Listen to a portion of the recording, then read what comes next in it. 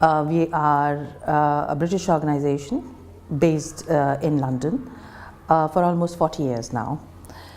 We believe that South Asian dance is intrinsic part of the British creative DNA. So we are woven into the tapestry of the creativity of this country instead of being a patch, a colorful patch. Currently, we are working with the excellence of classical, contemporary, commercial and community arts. So we take the best of the dance in any context, and outdoor arts is a very important part of that. The grandest show which I have ever done was Escapade, which had about more than £500,000 worth of budget, which we did much before Olympics arrived in this country, and about 20,000 people watched it. A grand show with a cast of about 158 people, and learning and participation and taking our work to the people. So from kind of really working with older people to kids in SEN kids, to kind of really taking our work now, a contemporary piece what we have created, which is very interesting. In fact, we created it last year almost as our response to the Brexit in this country, which was choreographed by actually a Spanish choreographer with a mixed cast of Indian and European cast, and music scored by a German, and it was a British show called Paradiso, based on Dante's work. So and that is our outdoor sort of really presentation currently. I was born in Yugoslavia, so my earliest memory of outdoor arts was these circus acts, where I still remember age 3.5 kind of with a dancer, ballerina or a circus artist on a swing. But those kind of memories stayed with me until we moved to live in Delhi.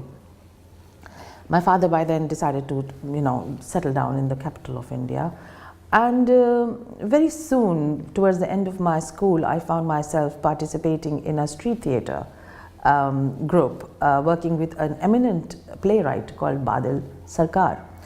He is the one who had worked with Richard Schechner and America and Poland, and he brought in the whole sort of really concept of physical theatre and outdoor arts into the metros. He was from Calcutta and I lived in Delhi. So we became the disciples, because we were young, impressionable minds, and when you have passionate kind of really gurus, who appear in your life, you just become devotees. That's what happens in India. So we were kind of really, we became a group of people, and our minds were shaped by this man's thinking.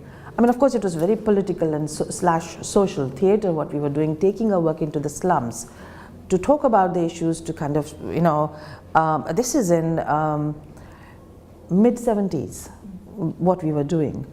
And that experience kind of really shaped a whole group, a whole generation of people who were connected to Badal Sarkar. And then we sort of really translated that into our work. So I found myself working for a classical Indian dance company, which was called Academy of Indian Dance, which is very traditional, and having this whole baggage, which was me. And how could I kind of really negotiate? So it took me about 10 years to kind of really settle down and get the whole of the create an infrastructure for the Indian dance community by setting up an ISTD faculty, where the teaching and training was kind of really structured in this country, because everything else actually, because of the guru-disciple tradition, it's all oral tradition, and you can kind of teach great students and just faff around, and do nothing. I think outdoor arts is, of course, breath of fresh air, and it is the answer to many things which have locked our younger generation indoors. It's a reason for people to come out, and it needs to grow and engage with the population, which possibly will be locked indoors. But at the same time, I have been wondering, how can we reach them?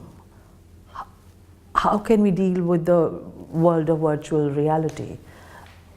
And how do we create kind of work which also becomes a reason for them to come out with their world? And that is something which I have yet to kind of see, that needs a lot of investment.